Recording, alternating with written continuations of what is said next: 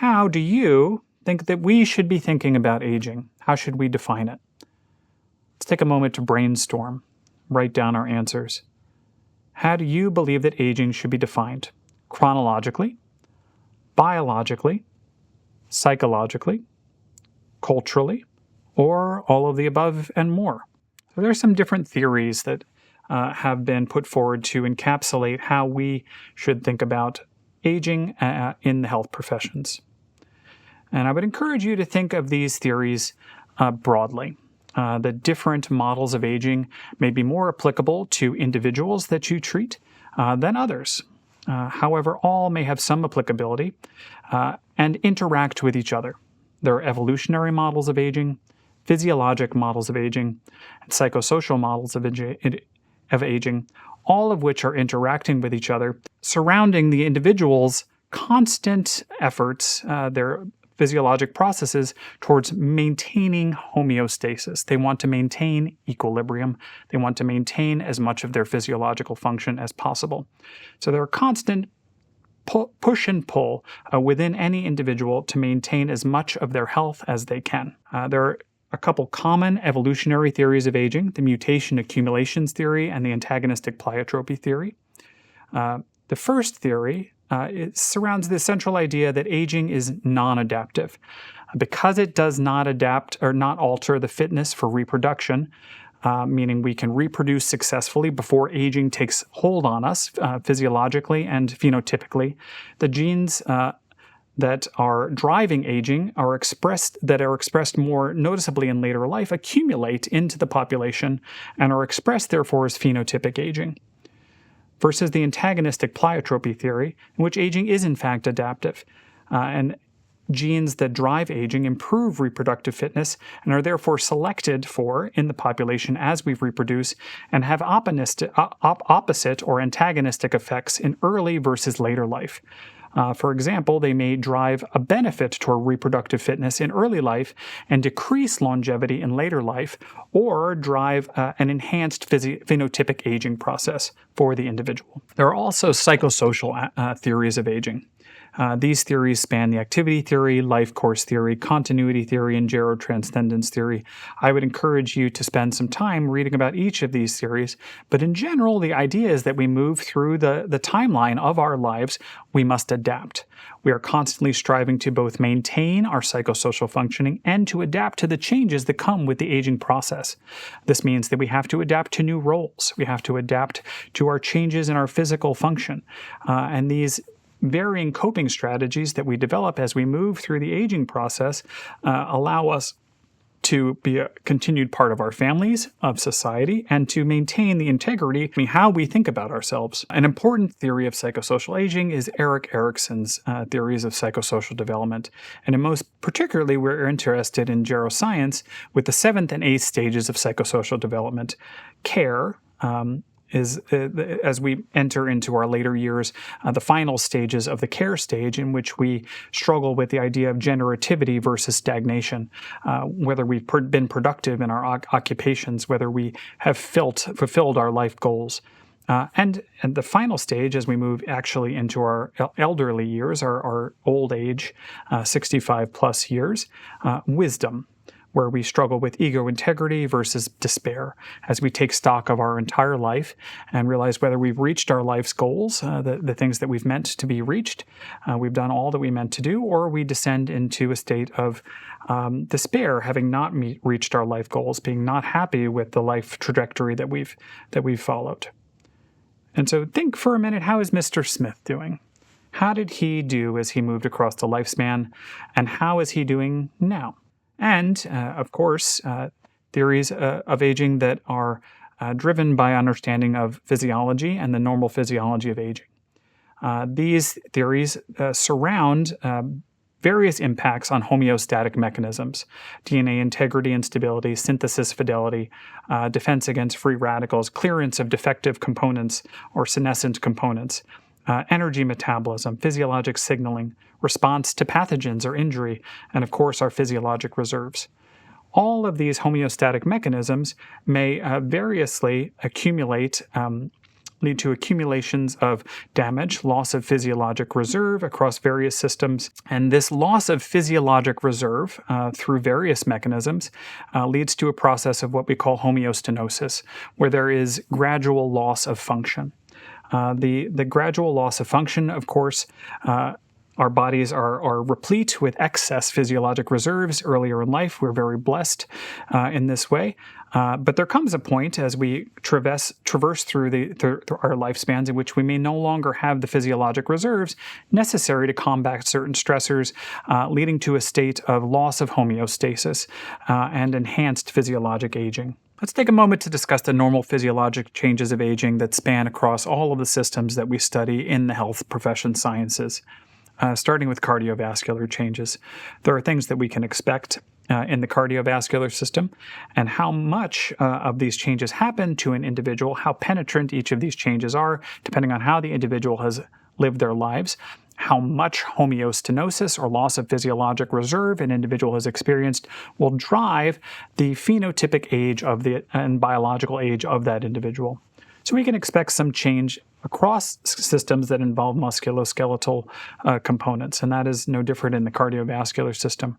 There is a general loss of muscle fibers that line the endocardium, some degree of atherosclerosis in our blood vessels, increased systolic blood pressure, decreased compliance of the left ventricle, decreased number of pacemaker cells, and sensitivity of baroreceptors. And this leads to an overall increase of blood pressure, increased emphasis on atrial contraction, increased risk of arrhythmia, risk of hypotension with position change or orthostatic hypotension, and of course, decreased exercise tolerance, a very common complaint in older adults who haven't maintained their physical fitness as they move through their life trajectory. The musculoskeletal system, similarly, experiences a decreased muscle mass. I would note in particular that declines in muscle mass can be minimized through healthy lifestyle interventions. I'll discuss this a little bit later, but it's important to emphasize this a few times in my talk. The work we put in as younger adults, midlife adults can pay off in later life by maintenance of musculoskeletal function. Start your work now. Encourage your patients, regardless of their age, to maintain their physical fitness. There are decreases in myosin adenosine triphosphatase activity, declines in and drying of joint cartilage, decreased bone mass, and osteoblastic activity. Overall, this lends itself to a decreased muscle strength, declines in bone density, a loss of height. I'm sorry to tell all of you, individuals that may be earlier in your life listening to this talk today, we start to lose height right around 33, 34 years of age. Very little to begin, but this may accelerate into later life depending on how we take care of ourselves. Joint pain and stiffness, increased risk of fracture, alterations in gait and posture, and there are changes to our nervous system, both central and peripheral. There are declines in the number of neurons, increase in size and number of neuroglial cells, declines in nerve and nerve fibers, atrophy of the brain. To some degree, there's a normal degree of volume decline as we enter into later life, and an increase in space that results from that atrophy. Overall, this leads to an increased risk of neurologic problems, including cerebrovascular accidents or stroke, an increased risk of Parkinsonism, slower conduction of nerve fibers, a modest declines in some forms of memory, including short-term memory, working memory. I'll discuss a little bit in more detail in a few slides. Alterations in how we walk, increased risk of hemorrhage in our CNS, and there are changes to our skin or integumentary system, loss of dermal and epidermal thickness, flattening of papillae, atrophy of sweat glands, decreased vascularity and changes to collagen structure, regression of elastin, meaning our skin isn't as elastic as it used to be, and there's increased risk of tearing, loss of subcutaneous fat, decreased melanocytes, and a decline in fibroblast proliferation. Overall, this leads to a thinning of our skin and increased susceptibility to tearing, as I mentioned, dryness, itchiness, decreased sweating and ability to regulate body heat, increased wrinkling and laxity of the skin, loss of our fatty pads, which protect our bone, and results in pain, particularly when we're sitting, increased need for protection from the sun, and increased time for wounds to heal. Let's take a break for a moment and just check ourselves as we're hearing some negative things about aging. I want to remind you that there are positives as well, and this video should hopefully center us back, to limit our ageism as we hear about these changes of aging.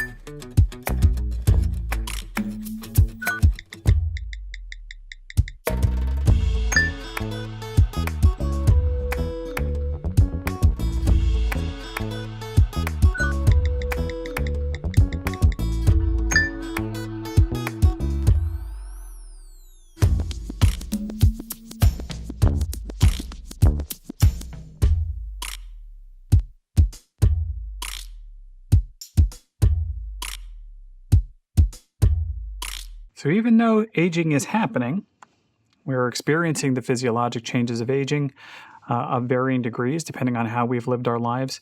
I would encourage you all to join us, join the AARP, join me and all of the Bridge team in disrupting aging and limiting our bias in how we consider these things. Each individual is the product of their life, and we can all age healthfully if we put the work in. So let's turn back to our changes of aging and talk about the pulmonary system. Changes in elastin, changes in compliance of our tissues, changes in muscle mass are also affecting our respiratory system, of course. So there's changes in lung tissue elasticity. There's some calcification of our thoracic wall. There are changes to our cilial function, general atrophy of cilia. And this lends itself to decreased respiratory muscle strength and decreased partial pressure of arterial oxygen. Overall, there's then, because of these changes, decreased efficiency of ventilatory exchange, increased susceptibility to infection and atelectasis, increased risk of aspiration, decreased ventilatory response to hypoxia and hypercapnia, and increased sensitivity to narcotics. There are also sensory changes, vision and hearing. In our eyes, decreased rod and cone function happens, pigment accumulates. There's decreased speed of our eye movements, increased intraocular pressure, ciliary muscle atrophy, increased lens size and yellowing of the lens, and decreased tear secretion. Overall, this lends itself to changes to our visual acuity, visual fields, and adaptability to light and dark changes to light level, increased sensitivity to glare, increased incidence of glaucoma and cataracts, distorted depth perception with increased falls, and less ability to differentiate between blues, greens, and violets, increased eye dryness and irritation. There are changes to our auditory system as well, loss of auditory neurons, loss of hearing from high to low frequency, increased cerumen collection, and angiosclerosis of the ear. Overall, this lends itself to decreased hearing acuity and sound isolation. Specifically, a decreased ability to hear consonants, difficulty hearing, especially when there is background noise, sound discrimination, or when speech is rapid. And cerumen impaction, wax impaction, may cause hearing loss and require cleaning by ENT specialists or other providers. There are also changes in our GI tract, decreased size of our liver, less efficient cholesterol stabilization and absorption, fibrosis and atrophy of our salivary glands, decreased muscle tone in the bowel, atrophy and decrease in number of our taste buds, slowing in esophageal emptying and gastric emptying, decreased hydrochloric acid secretion, gastric acid secretion, atrophy of our mucosal lining, decreased absorption of calcium. Overall, this creates a milieu in which there's a drive towards decreased appetite or change in PO intake, discomfort after eating related to slowed passage of food. We may eat smaller amounts to limit our discomfort as we age. Decreased absorption of calcium and iron and other minerals. Loss of alteration of drug effectiveness. There may be an delayed absorption of many medications, even though the overall amount of medication that is absorbed may not change. This changes how effective a drug may be for an individual, and certainly the time span in which that medication may be effective. There's alterations in medication metabolism as well. That results in hepatic size change and functional changes. Increased risk of constipation, esophageal spasm, and diverticular disease. Our renal system, urinary system changes as well. There's a reduction in renal mass, loss of glomeruli, decline in the number of functioning nephrons, and changes in small vessel walls, decreased bladder muscle tone. Overall, this lends itself to a decrease of our GFR, decreased ability to conserve sodium, decreased ability to clear creatinine, and an increased BUN, blood urea nitrogen. Decreased renal blood flow, alterations of drug clearance, how quickly we're clearing out medications from our body when the main mechanism of clearance is urinary.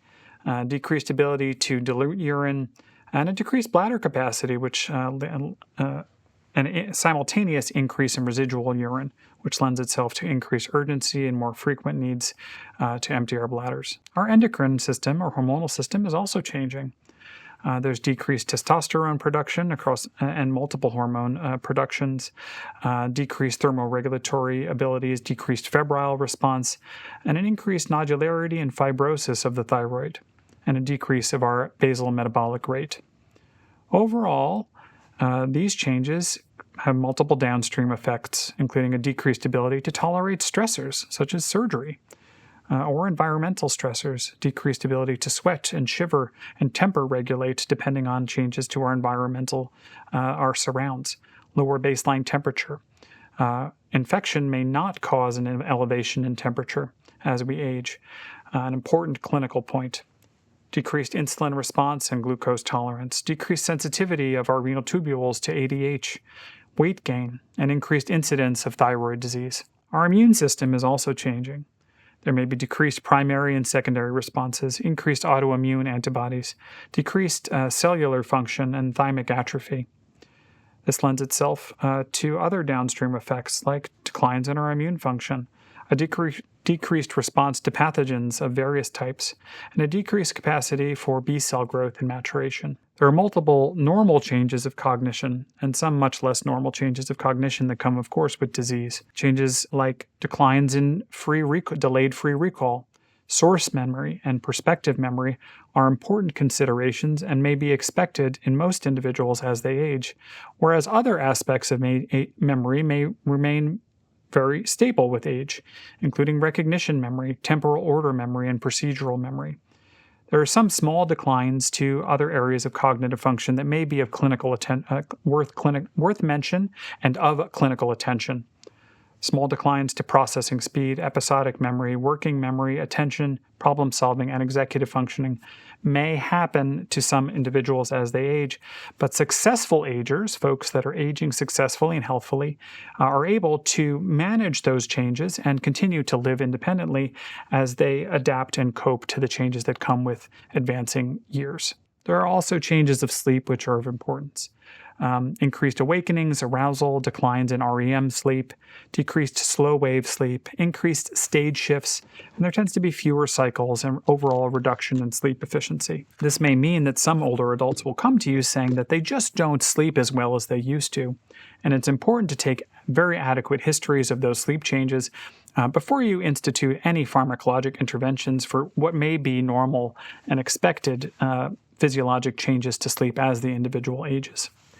Those changes may not be responsive to pharmacologic intervention and may be, in fact, harmful.